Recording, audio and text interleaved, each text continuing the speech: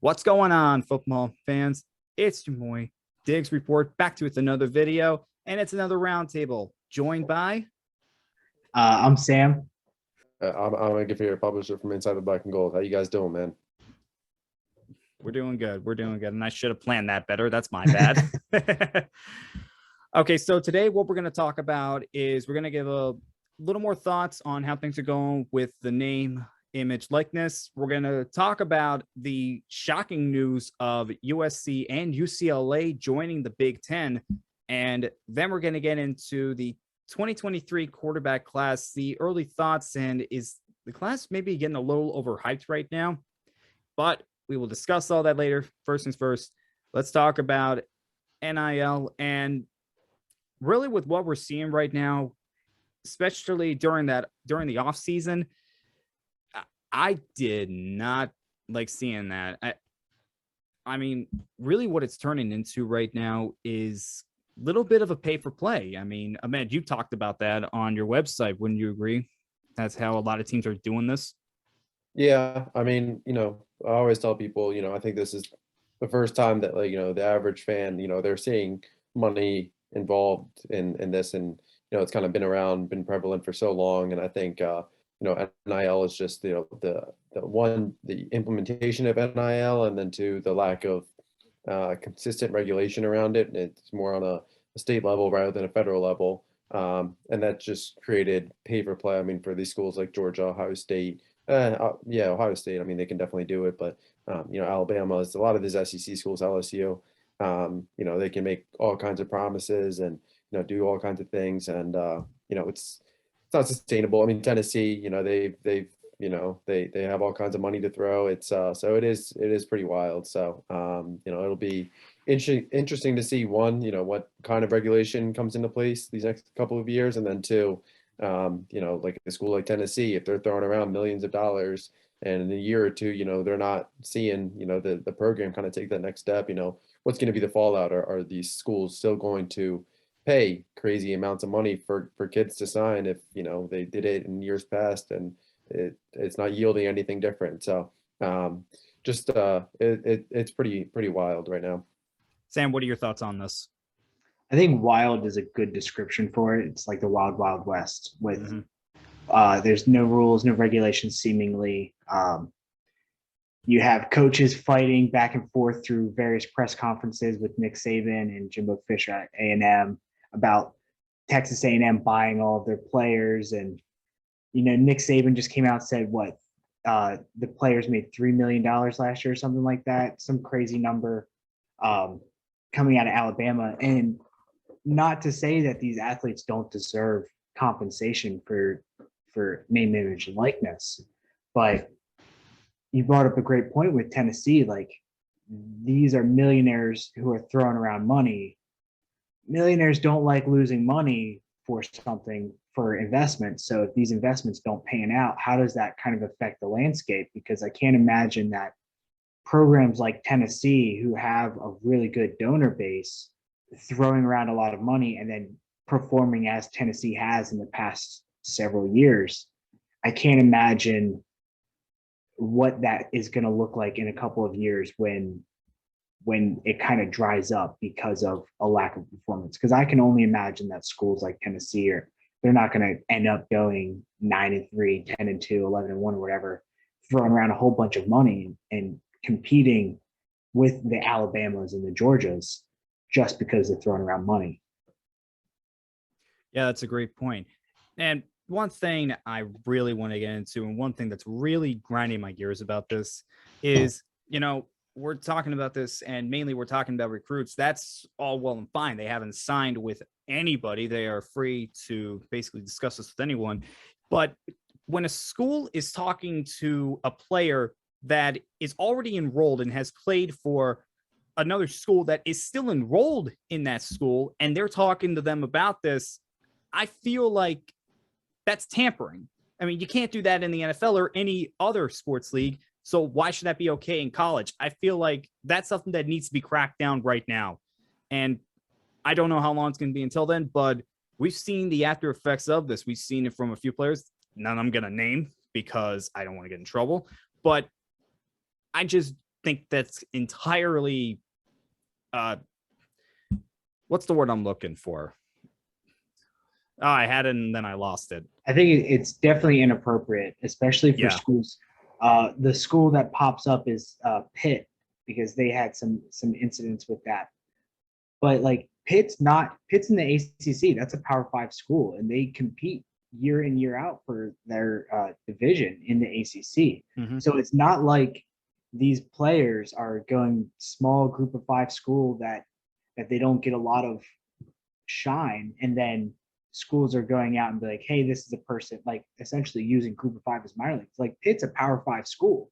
So that is absolutely something that should not be allowed. It's definitely tampering in every sense of every other sports league. Like in the NBA, there's the legal tampering period and that kind of stuff. And Magic Johnson got fined a bunch for that kind of stuff. So like it's an established concept in every single league. So it's definitely something that needs to make its way into college football. Ahmed, anything you want to add to this since you're the one that covers this? Yeah, I mean, like you guys said, I mean, I just think I think another thing is, the like recruiting right now, for example, has been like incredibly sped up because of all the empty promises, not empty promises, but what schools can say and what they can say they can offer kids and what they can do for kids. I mean, you've already seen Jordan Addison come out and express frustration. We mentioned Pitt, so I think it'll be kind of interesting. Again, it's just not sustainable. Yeah, I think there are a lot of schools that they're able to say X, Y, and Z, but it's going to be really interesting to see what they're able to deliver on in 5-6 months, because that's when a lot of this is going to fall. And and again, there's recruiting on current rosters of players, things like that. So then you're talking about a whole different pool that's going to be needed for that. So yeah, it's there's a lot that needs to be fixed with it. But again, like you guys said, the ability for players to profit off of their brand, essentially that's what NIL is. 100% should be supported by everyone. I mean, it just at the end of the day, this is America and a capitalist market, of course. So all these guys should be able to do that. So I just think the intent and the execution are two very different stories right now. Yeah, and Ahmed, you've seen schools that haven't really done a formula like what we're talking about. Do you think those schools will be more adapted to what we could see in the future, and as to what will be allowed and not be allowed as we continue to like say we have regulations, say we have rules that need to be followed and stuff like that? Yeah, I mean, I think at the end of the day, I think with all the conference realignment and NIL whatnot, and I know I'm not the first to say it. It's not an original idea, but it's hard to imagine how long the NCAA is going to be one in power, and two sustainable. What that kind of looks like.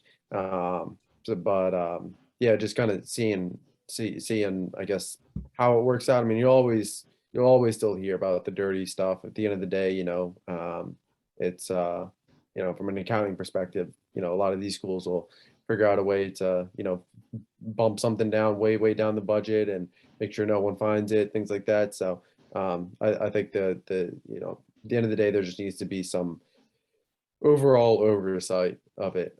So I think that's kind of the first domino that needs to fall. And then, you see a lot of schools like, I mean, like at the end of the day, like Maryland, Louisville, Pitt, Louisville definitely has a little bit more access to more funds, but, Pitt, Rutgers, Boston College, like a lot of these schools, they should be more of an equal footing. And I think a lot of those schools are kind of taking the same approach. Now, do I think those schools will take the same approach as Ohio State, as Alabama down the line? Probably not, but remains to be seen. So, lot kind of still up in the air. Sam, anything you want to add? No, I think Matt brings up a lot of good points about it. I think the sustainability of it is the big thing, because when you have high school players coming out and they're getting $1 million deals, and they're not going to get a ton of snaps their freshman year unless they're truly a generational recruit. And it's going to be some time before they're really on the field. Like how much is that? When is that going to pay off for like these kind of for the money coming in? And I can't imagine that it keeps happening, because at this point it's like, you want to be the first and the best at it. So you're going to throw out huge sums of money for these top recruits. And then at some point, I feel like people are going to realize that, this isn't a sustainable, like, you can't just build a team with money and then it's going to dry up a little bit. And then, or you have the inverse where you have Alabama's, Ohio State's, Texas A&M's who can throw around a ton of money, but then all other 120 plus FBS schools are going to say, we can't really swing money like that. So you're going to see huge money at the top 5 programs, top 10 programs maybe, and then everything else is going to tighten up and just try to compete for 6th place pretty much. Yeah. And one other point I wanted to bring up, the way the transfer portal is, I think the NCAA just came out today and said, players will be able to maintain immediate eligibility if they transfer, if they provide written documentation within certain time periods and things like that. So, let's say you pay, what was it, Florida, Miami, we're bidding like, what was it, $9.5 million, then $11 million on a quarterback. And, let's say, kid gets $9.5 million and then he transfers in a year. What, like the way the transfer portal is, and it obviously the NCAA, I get, again, the transfer portal gives the power to the players, but if these players are collecting all this money and then they dip, it's why are we paying this? And then you're gonna just hear more voices that are more vocal. So I think going down a slippery path. And I do think that like a lot of people talk about like Maryland, for example, or one of several, but I'll just use Maryland as an example, as school that is going to be a little bit more conservative, that the pay for play and whatnot, that's not going to be something that they really entertain. And I get that, and it's a more sustainable mindset long term. But again, like what happens if Maryland ends up getting Nick Harbor and they get a $2.5 million NIL package for him, and then USC or Texas or LSU, they say, hey, you can come down here and you can do track on a bigger spotlight, and we'll give you $3.5 million. And it's like, from Maryland's perspective, getting NIL funding is tough, especially in such a pro sports area. So what kind of happens with that? So I think, again, there's just kind of just the wild west, really. Yeah, and this is why I say they need to figure out, maybe have some regulations, maybe have it so, I don't know, maybe you can't really negotiate this stuff with a player until they sign with the team. Definitely have it where other schools cannot talk to a player that's still enrolled at a school, can't even get their own players to talk about this, because we've seen that as well. So as time goes on, we're probably going to start seeing that. But as of right now, yeah, it is the wild west. And we've said that a lot, but it's the truth. The one good, maybe bad thing that we're getting out of the NIL is a new college football game. So I'm happy about that. Although my expectations are tempered because it's an EA sports game. I was about to say that. Look at what they did to Madden. Can't imagine it's going to be fantastic, but it would be nice not have to fire up my Xbox 360 to play some college football. Yeah, and that's a good point too. All right, moving on from the INL to USC and UCLA joining the Big Ten.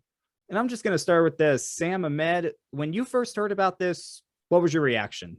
Sam, we'll start with you. So my initial reaction was USC and UCLA are trying to leverage the Pac-12 to get more money or something like that. And then like the same day, or maybe it was the next day or something like that, they joined the Big Ten. And then I was like, I kind of hate this, because I felt like the beauty of college football was like kind of its regionality. And now it wasn't, not every conference itself is specific to a region, but just like, you got to think about logistics. These are college athletes who are going to school Monday through Friday, maybe Monday through Thursday, depending on their class schedule. And now Maryland is traveling to Los Angeles to play football, basketball, like play these sports games. And it goes beyond just football, because now you have your non-revenue sports that are having these huge travel budgets now just to have conference play. It's not like these are out of conference games that they're playing in. It's your soccer teams, your lacrosse team. Well, I don't know about lacrosse itself. I don't know if UCLA and USC sponsor lacrosse, but your track teams, things like that, are traveling across the country to compete. And it's, how realistic is this for college athletic programs to just have a nationwide conference? Yeah. And I think from a football perspective, I that was my initial reaction too. Like, you're going cross country. I mean, Maryland to USC, it's a 6-hour flight there, 5-hour flight back. Something like that. But I think from a football perspective, it's a little bit easier from a logistical perspective to get all that. I mean, I was pretty surprised, honestly. But then I thought about it more and I was like, okay, football makes more sense, but basketball, that's when it gets a little bit dicey.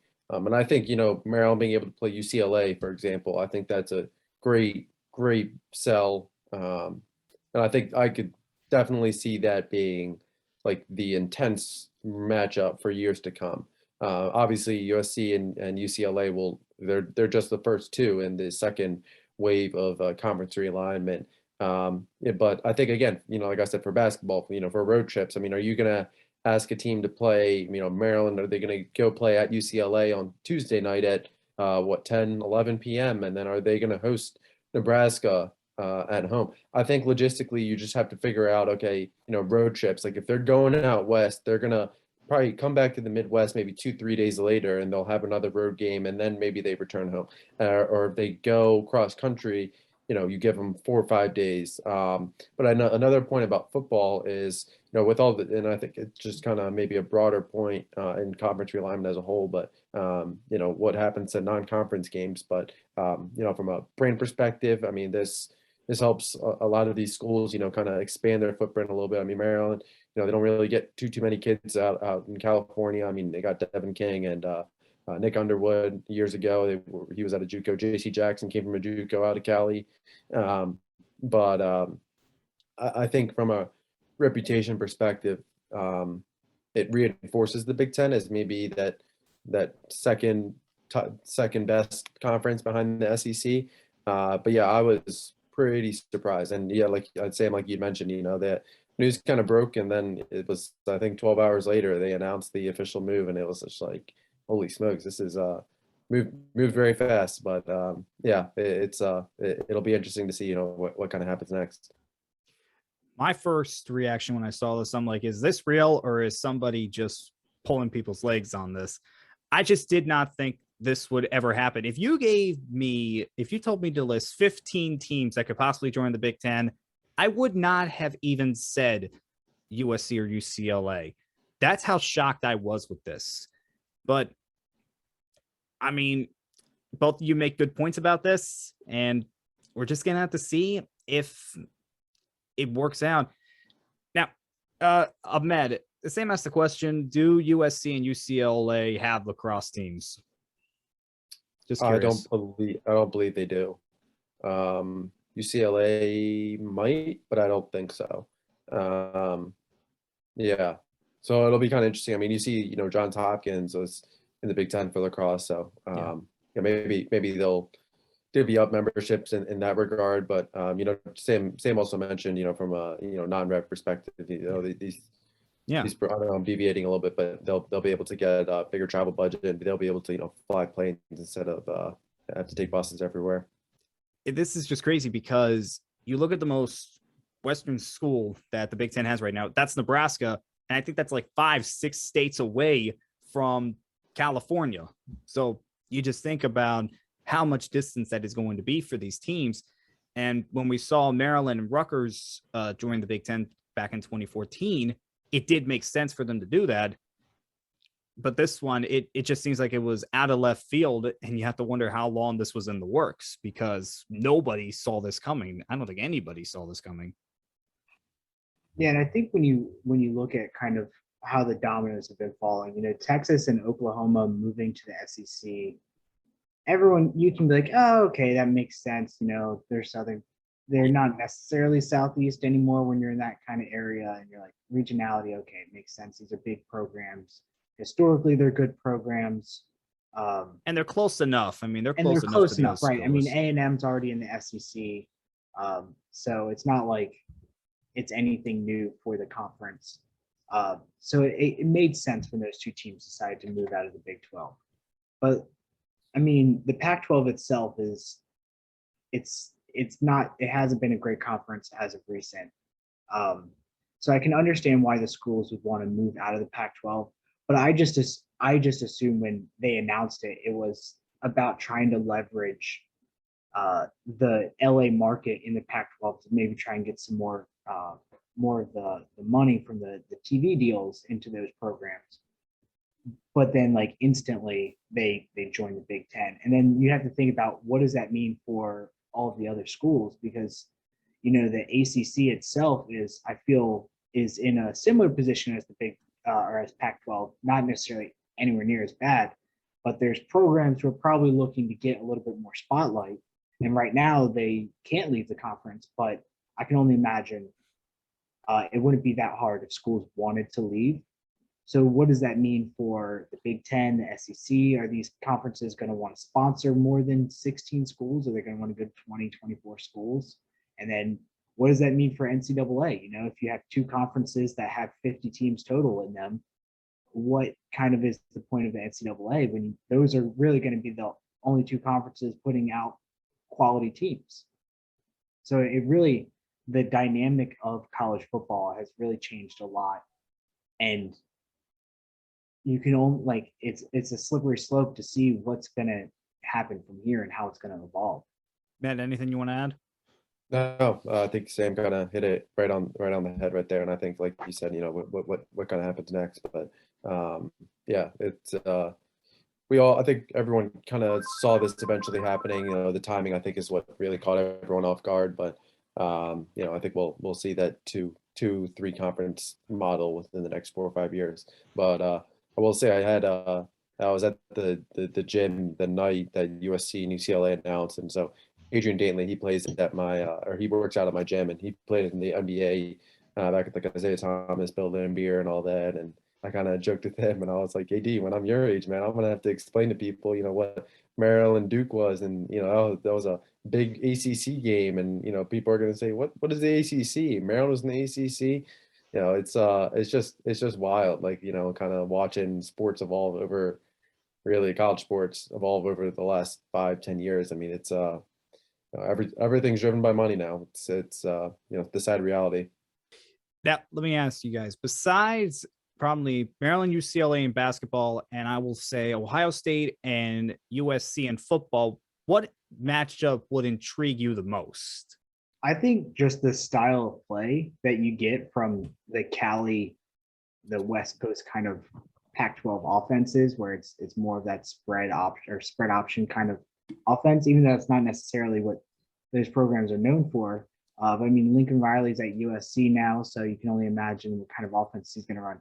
Playing teams like Wisconsin and Iowa, where they know what a fullback is, let alone play a fullback, maybe even have a couple on the roster.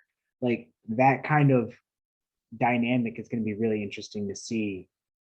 Just the classic like Big Ten, like hard-nosed ground and pound power zone football against the spread air raid style offenses that USC, UCLA, California teams bring. Just that dynamic is going to be really interesting. Yeah, I kind of agree with that. I mean, like USC versus Iowa or Wisconsin, I think that would be very interesting to see how that kind of plays out.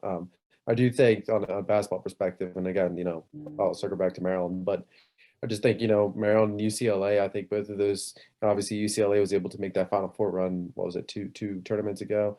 But I think that's a matchup that if they get a chance to play that every year, and you know, they'll get a chance to play that this fall in Kevin Willard's first season. But just the opportunity for those two to be able to match up year in, year out, I think that will end up being probably one of the best conference games in the country in the next 5-10 years. I think just the tradition, and I think Maryland kind of calling themselves the UCLA of the East, and I think there's currently a lot of mutual respect between Mick Cronin and Kevin Willard. So I think that's one that will fire up both fan bases, and two, like I said, we talk about style of play. I think that's super intriguing. But on the football side, I will completely admit I am certainly looking forward to seeing USC at Maryland Stadium. I think that'll be, I don't know, it just sounds super interesting to me, super intriguing.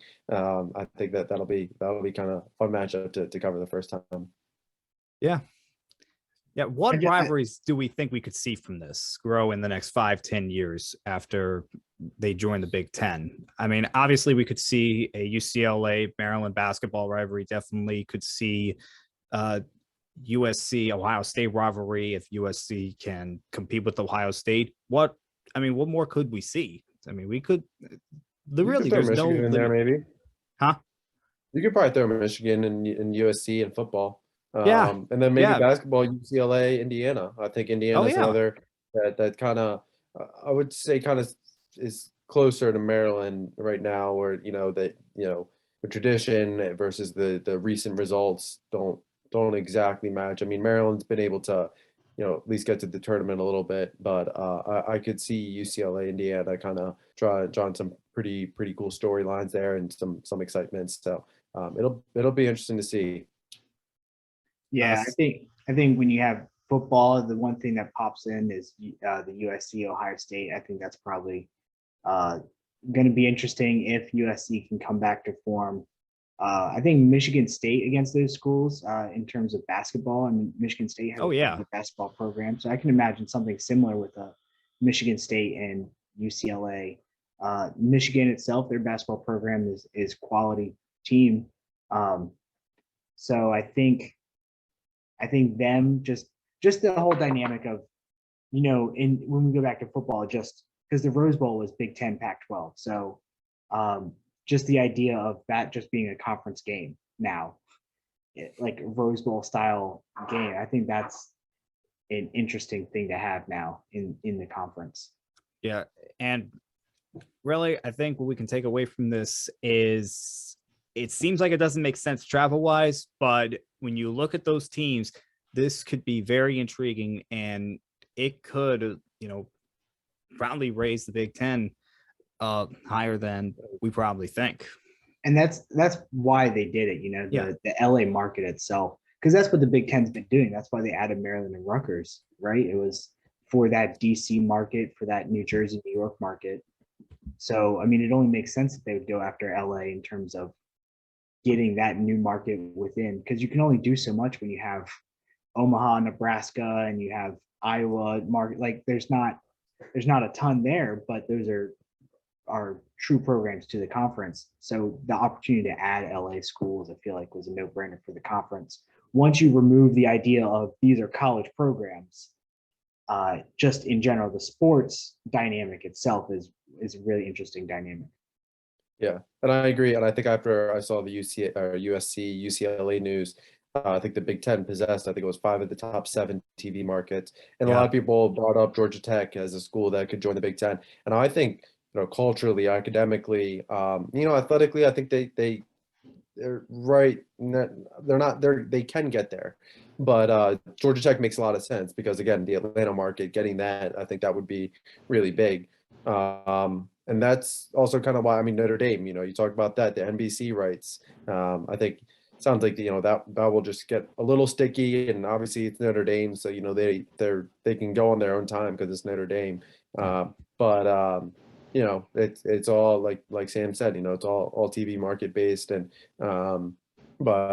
that's why I think, the initial reaction versus, kind of realizing why they made the move, why the Big Ten wanted them, why USC and UCLA wanted. I think UCLA and USC now significantly increase the average school payout in the Big Ten. So it's kind of a no-brainer once you kind of sink your teeth into the move.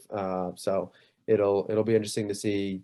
It won't be just one school, in my opinion. It'll be 2 to keep it balanced. But it'll be interesting to see who's kind of next to join the Big Ten. Yeah, and it's going to be interesting to see just who's next to leave their conferences in general. I mean, just the past few years, I mean, we've seen Oklahoma and Texas leave. The Big 12 is getting, who is it? BYU, Cincinnati. Oh God, UCF, huh? UCF. UCF, and who was the other one? Sorry guys, we really forgot. But I mean, we've seen that. Now we see this. So the question is, who's next?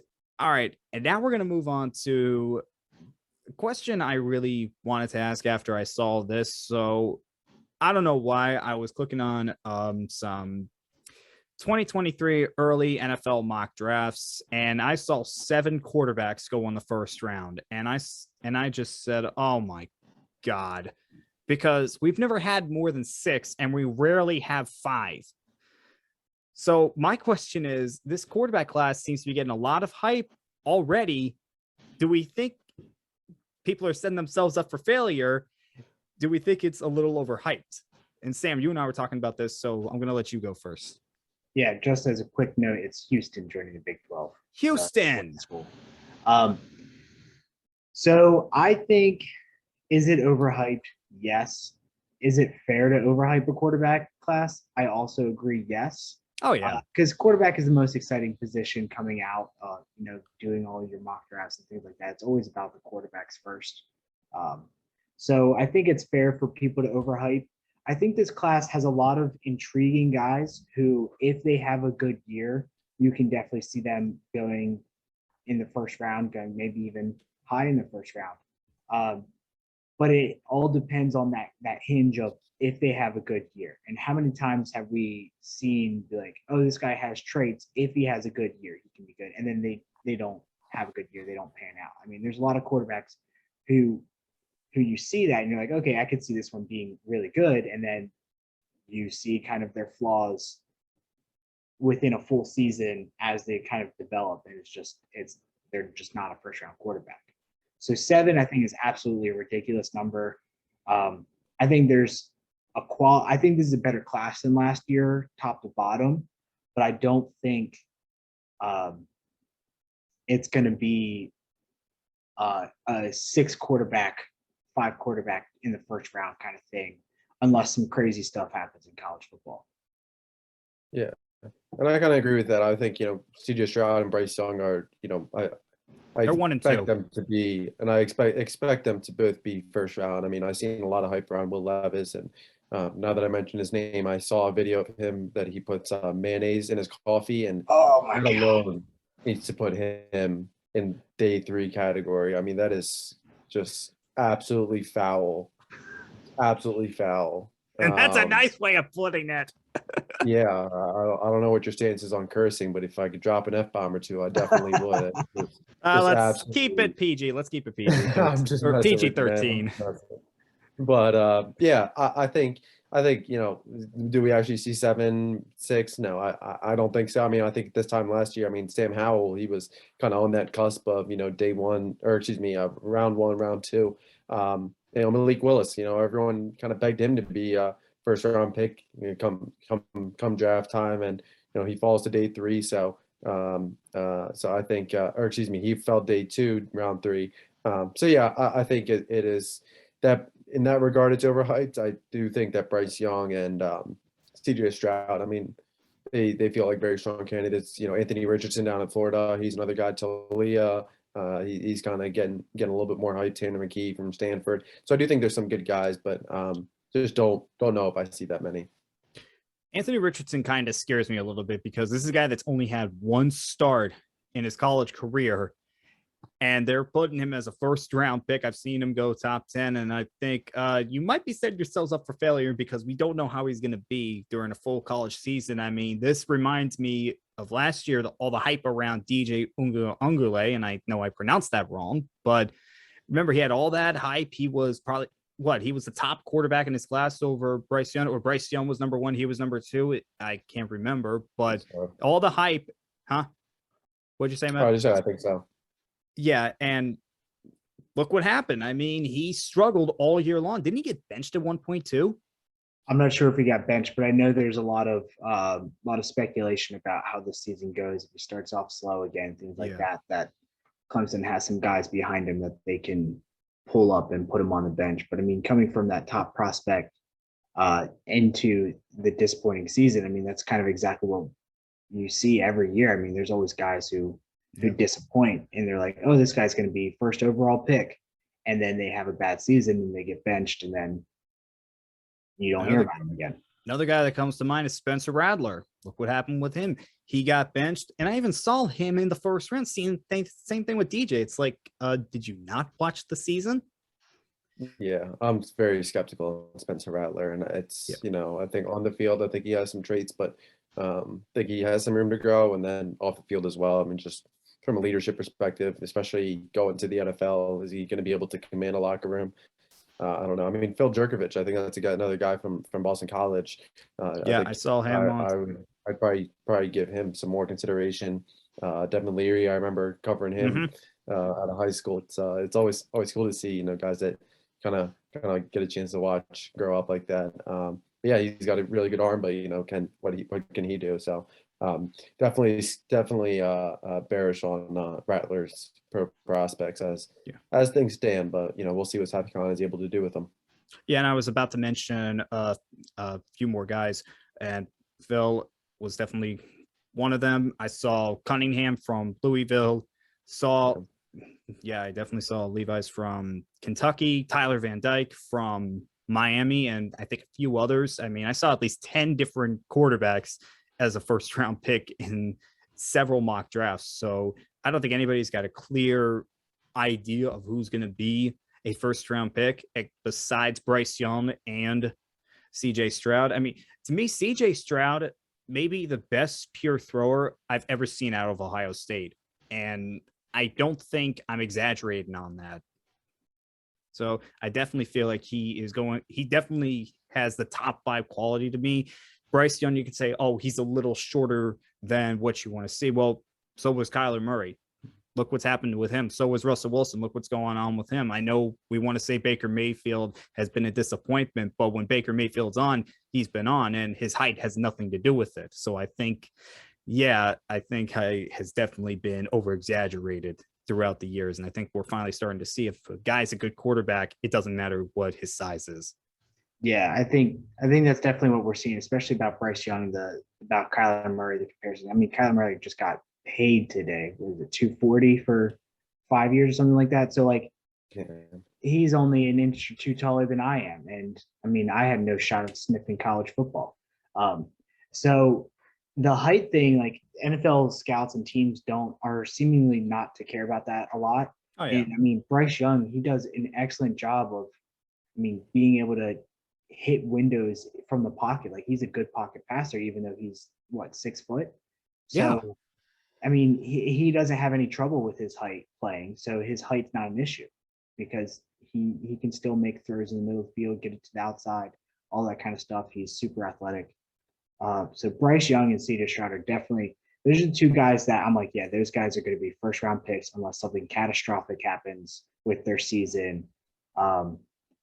Or maybe there's a big, even if they get injured or something like that, they could still end up going in the first round if they decide to come out in the NFL. And I would be shocked, even with an injury, if they chose not to, because they can get picked high and they can make money from the NFL right away. So, I mean, they're still making money with NIL and that kind of stuff, but teams aren't as scared of height anymore. They're not too worried about injury. So even if one of those two guys does get injured, they still could be first round quarterbacks. So those two are the ones that I see for sure first round quarterbacks. Then pretty much all the other guys you see in the mock drafts that are getting thrown in the first round, I see as, if they do what they need to do in the season, do what people think they can do, yeah, I can see them getting up there. But there's a lot of questions about, can they actually do it, as the season goes on. And, one guy I think about is Tanner McKee from Stanford. Oh, yeah. He has a lot of great traits. He's a good pocket passer, can move around in the pocket well, has a good arm. But then you look at the end of the season where he kind of, I don't want to say he blew up, but I mean, he had a 5 touchdowns to 7 interceptions at the end of, or towards the tail end of Stanford's season. Yeah. So that's a concern. You can't have a quarterback who falls off like that.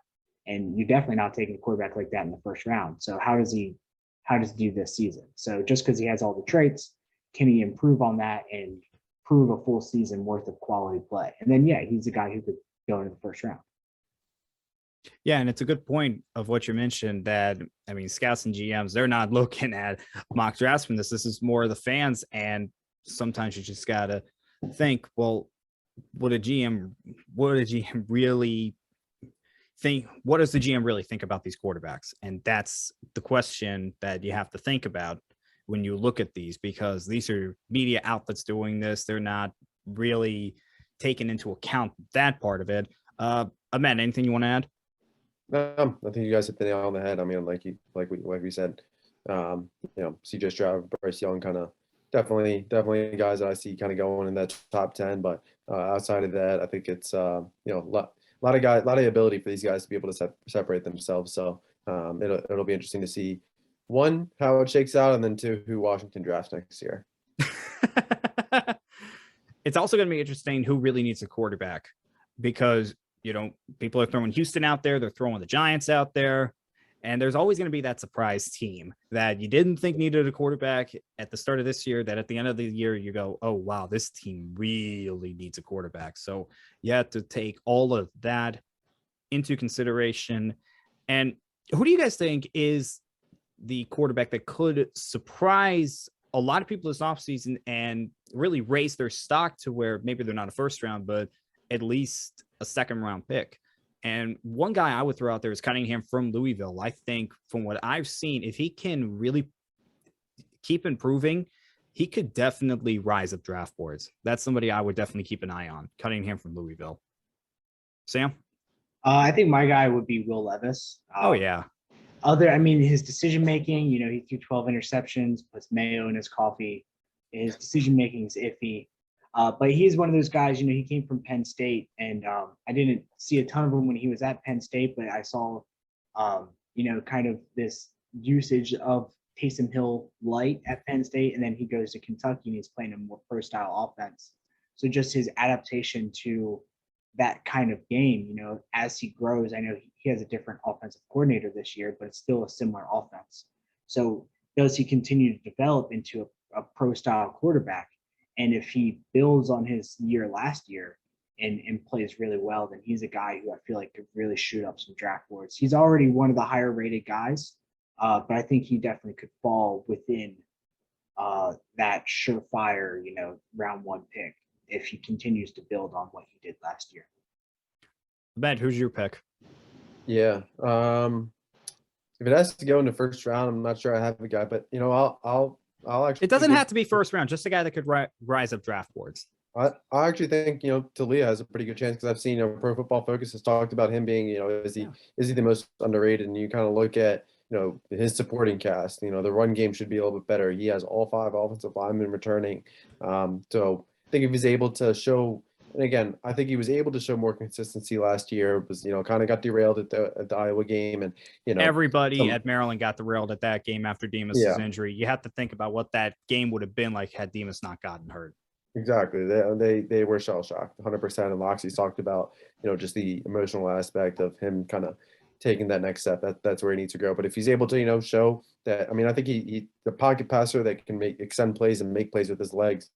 So if he can continue to show improved decision making, he has a strong arm. Can he go through his progressions? I think the biggest knock on him will still be his overall size, but there's plenty of small quarterbacks in the league. So it'll be really interesting to see if he's able to elevate himself, to day 3, day 2 category. So I think I'll probably rock with him. Yeah, I could definitely see that. And that's why I didn't pick Talia, because I knew you were going to. I think we're all a little bit biased. I think we're all hoping for the best with him, just because we all are rooting for Maryland. And he does have, he has a great receiving core, great offensive line coming back. So he has a lot of things put in place for him to succeed. So I would like to see him, have a great season, come out, and then and then shoot up draft boards. Because, you know, when you look at the rankings, I don't really see his name on there where a lot of people are like, oh, here's my top 10 for next year. So he's definitely one of those guys who can come in and start surprising people. I just hope that his brother has a good year this year, so people don't knock him for how his brother's played in the NFL. That's what happened with Derek Carr. That's part of the reason why he fell in the second round because of David. So that's a good point too. All right. Final thoughts on everything that we've talked about, Sam. Yeah, so I think a lot, like the whole idea with the NIL and what's going on with that, and in terms of how it relates to everything. I mean, it's going to be interesting to see how the NIL works out with these super conferences starting to form, and see what that means for the Big Ten and the SEC and whatever other, maybe the Big 12 if they continue to add schools. So I mean, it's all really kind of interconnected with how it's going to work out. Nobody really knows. It's kind of, there's not a lot of definition or clarity in it. So the future of college football is definitely ambiguous, to say the least, at this point. Yeah, I'll kind of piggyback off that. I think, you know, again, the intent for NIL, I think, is great.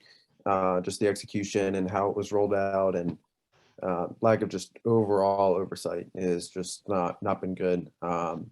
But you know, school like, you know, Maryland, you know, Pitt, maybe USC. You know, USC is able to offer. You know, obviously they have the dirty money, whatnot, but the real NIL opportunities, the chance for these guys to build their brand, I think is, you know, it's there. I just think it needs to get cleaned up a little bit. So what it looks like in 5 years, you know, remains to be seen. But certainly a long way to go. But I guess this is the start.